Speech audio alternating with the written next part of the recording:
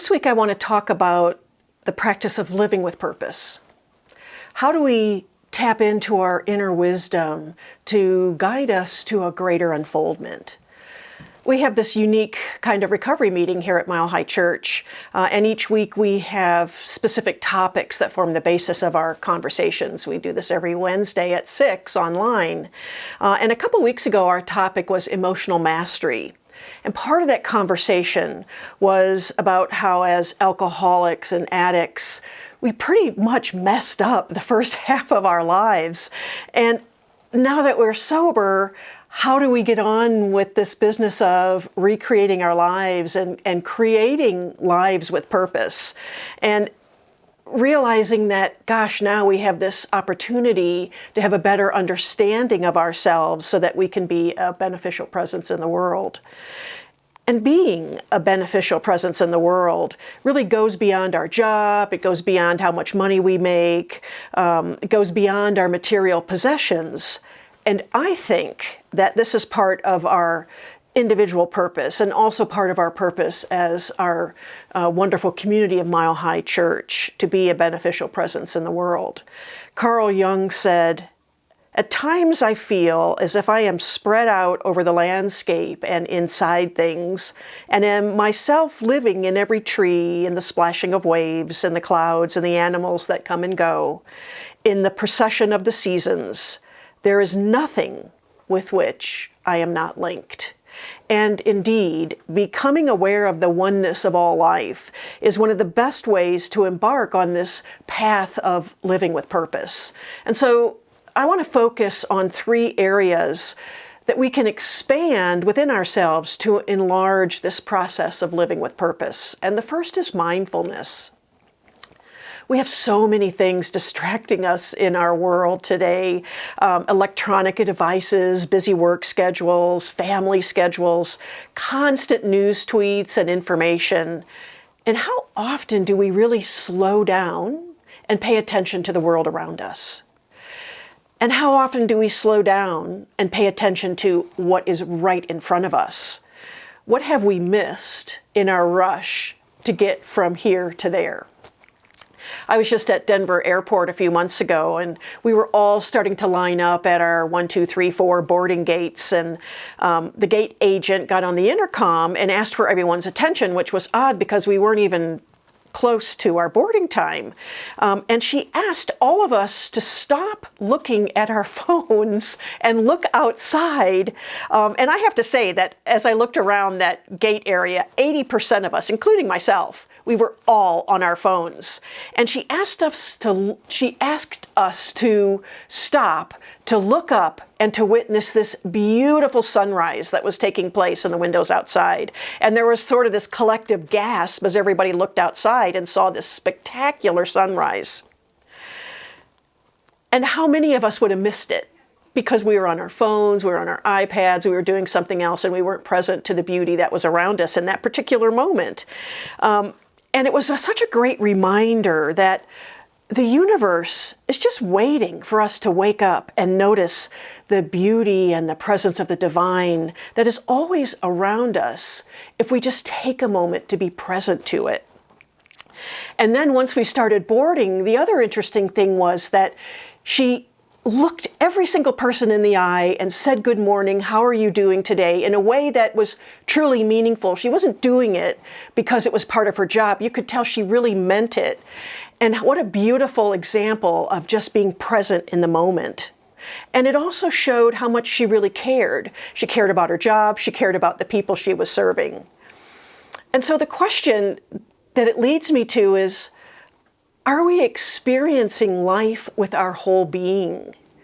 It's not what we do in life, but it's how we do it. And it's in the how we do it that we can understand how to live with purpose. Barbara Brown Taylor, who wrote the beautiful book that Reverend Jackie just did a workshop on, An Altar in the World, says, "I can set a little altar in the world or in my heart. I can stop long enough to see where I am, who I am there with, and how awesome the place is. Earth is so thick with divine possibility that it's a wonder we can walk anywhere without cracking our shins on altars. Somebody asked her about her prayer life, and as an illustration, she tells this lovely story about doing her laundry. She explains how hanging clothes on the laundry line becomes not just a labor of love, but an extension of her prayers. She describes how she's completely present to the task at hand, smelling the grass in her backyard, smelling the clean laundry, being completely present to shaking out each piece of laundry and clothing before she hangs it on the line. And because she's compulsive, she says, she tries to impose order on the laundry line. First handkerchiefs, then underwear, then t-shirts, then jeans, and then she puts the socks at the end to serve as exclamation points. Even the clothespins give her pleasure, and she marvels at the small company in Maine that still makes wooden clothespins. She says, all day long, as I watch the breeze toss these clothes in the wind, I imagine my prayers spinning away over the tops of trees. This is good work, this prayer. This is good prayer, this work. I think the second part to living with purpose is the courage to be authentic. It takes courage to be vulnerable enough to show up with true authenticity. I know as I look back on my own life, I can remember times that I hid the fact that I'm gay, or I felt ashamed that I was a recovering alcoholic. And I think because I was afraid that people would judge me, or not like me, or discriminate against me, I learned not to accept all the parts of me. And I didn't bring all those parts of me to the game. I don't think I could have fully stepped into owning and acknowledging my purpose or stepped into my authentic self if I hadn't been vulnerable and courageous enough to show up as 100% of who I am without caring what people thought. There's a beautiful book called Surpassing Certainty by Janet Mock, who's a transgender woman of color. And she says, today I no longer deny or hide, I own my story. As much as I own that history, I also own the fact that for many years I evaded and avoided my truth. I trusted no one. I disappeared into myself. This left me alone with untruths that kept me company. It's too dangerous for them to see you. Keep it close. Seal it tight. No one would want you if they truly knew you. And then she says, and today, I enter spaces without leaving parts of myself behind. When we can have that kind of courage, that is an altar in the world, and that's a place where we can encounter God head on. When we can see into the soul of each other and greet each other from our hearts, we'll have gone a long way towards acceptance. This really is one of the basic principles of science of mind, that God expresses in us, through us, and as us, that God is ultimately love, and that love is all there is. Since we are made in the image and likeness of God, and since we are the universe expressing as us, then that same love is who we are. And so the question for each one of us is, what is blocking us from that love that's always flowing in, through, and around us? To hold each other in the light of that love is to see one another as God would see us. Beloved beings, worthy of unconditional love, treasured and adored. I invite you to be vulnerable enough and courageous enough to be who you are, unapologetically. In order to align with our purpose in life, we have to show up 100% as who we are. It's our uniqueness that is actually the gift. No one else can be who we are, and no one else brings the gifts that we bring. Ralph Waldo Emerson said, "To be yourself in a world that is constantly trying to make you something else is the greatest accomplishment." And the third part of living with purpose is tapping into our internal compass. I think we sometimes forget that we are born with this internal compass that is always guiding us back to God or our source. We are a wave in the ocean of unlimited possibility, unlimited healing, unlimited wisdom, unlimited compassion, and unlimited love. Can we just let go and allow ourselves to simply be a part of that? We don't have to figure out our place on this planet or what our grand purpose is with our human minds. We have an internal compass always guiding us back to this divine spark that exists within us. I love the story of the monarch butterflies.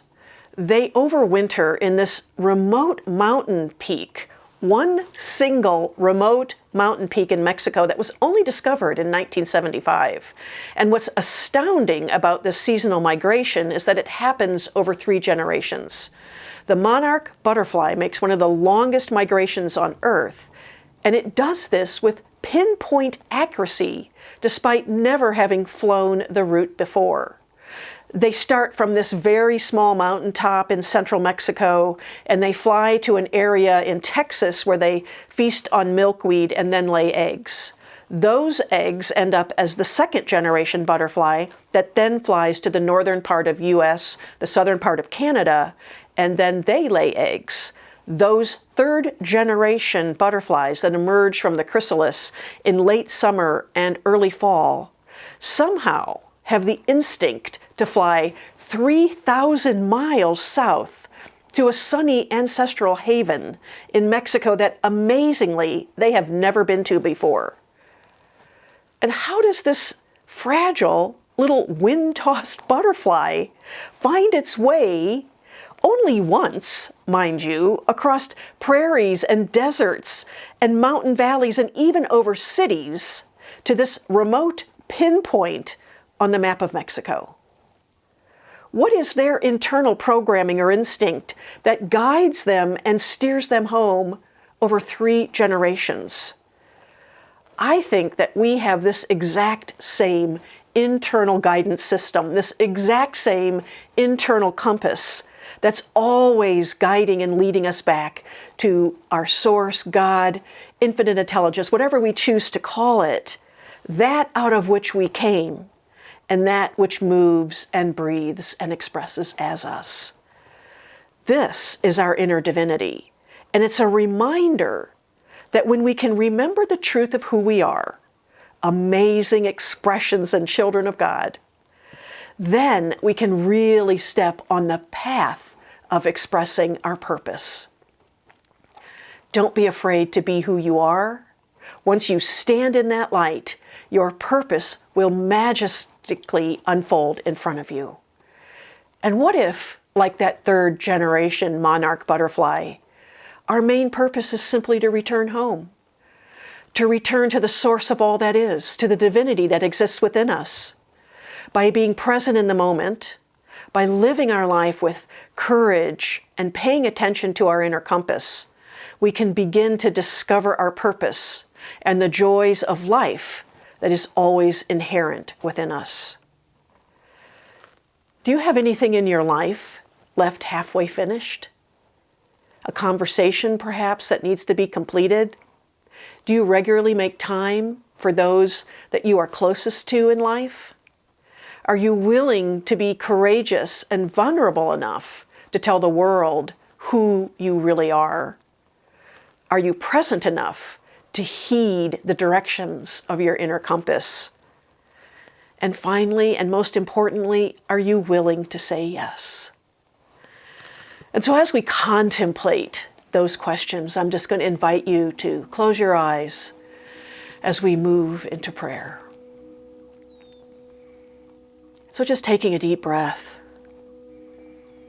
we feel and know that powerful presence of the divine, that presence that we see all around us, in the beautiful mountains, in sunsets, in glorious sunrises,